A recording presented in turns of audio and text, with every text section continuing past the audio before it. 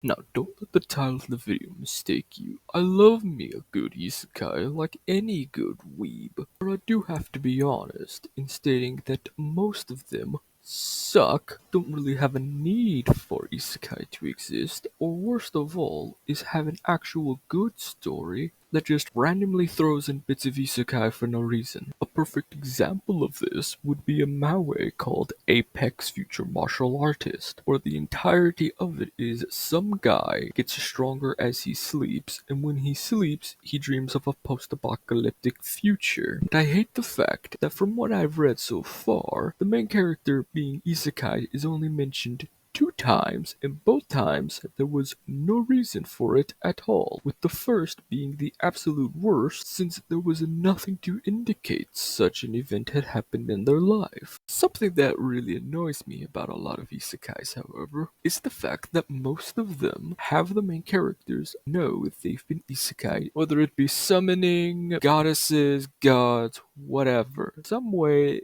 and somehow they find out they've been isekai instead of them just finding out all on their own, which I think would be more interesting to see, as it would let us know more about how the character is, really. Along with that is the fact that most isekai characters are either godlike beings, wusses, or wusses with godlike abilities, with very few isekai main characters having nothing like that as their personalities, which I find are the most interesting as they seem like actual people instead of basic bitch templates. What I really do hate about isekais, however, is the fact that most main characters of them seem to really quickly adapt to the way that the world is, with some of them even being able to read and understand this other world's language with nothing to let us as the audience figure out how this is possible. Add that with the fact that a lot of them, in some way or another, always state they were just normal dudes and dudettes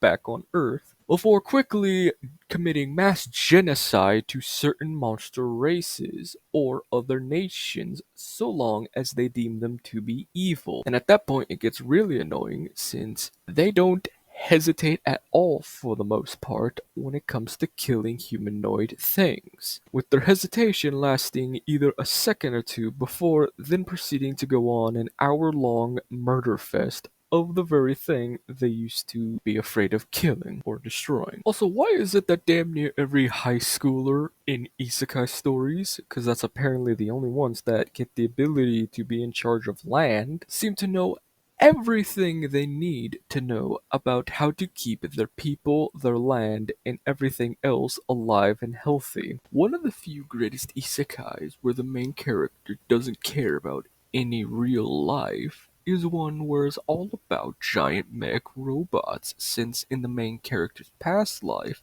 he was a giant Gundam otaku nerd, whose only regret was that he could no longer build new models whenever they came out. And I'm not saying that he doesn't care for any of his friends and family, it's just compared to piloting and making giant mech robots, they would always be a severe afterthought, with the only things he even feels any remorse for is anytime he has to destroy said giant mech robots, as that is the only thing he truly cares for in life. Something I would honestly love to see is a story about reverse isekais where people of the fantasy worlds or whatever come to Earth, which would then trigger the typical monsters invading Earth and all that other crap you usually see in things like solo leveling, or have someone who is very powerful in a different isekai world gets into another one and tries to use his own understanding of life in his previous world with this brand new one, but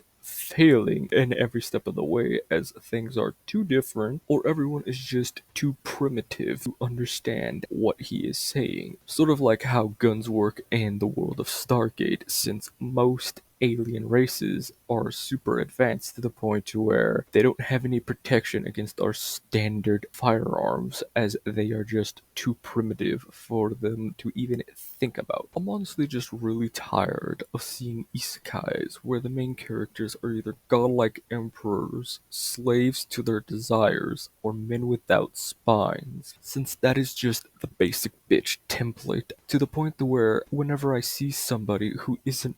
any of those things and is actually either going on a journey or acts the same no matter if they're stronger or weaker than anybody they face, is truly fascinating to me. But it's not like things are ever gonna change, since they're called ropes for a reason. Anyway, that's all for now, and you've been watching Chaos Lord only on Viva La Chaos. And if you like this and would like to know whenever I make more train wrecks like this, hit the subscribe button and ring that bell so you never miss out on this crap. Also, please hit that like button so you can help share the Lord of Chaos that is I, and spread the good word of my being. Dun, dun, dun, dun.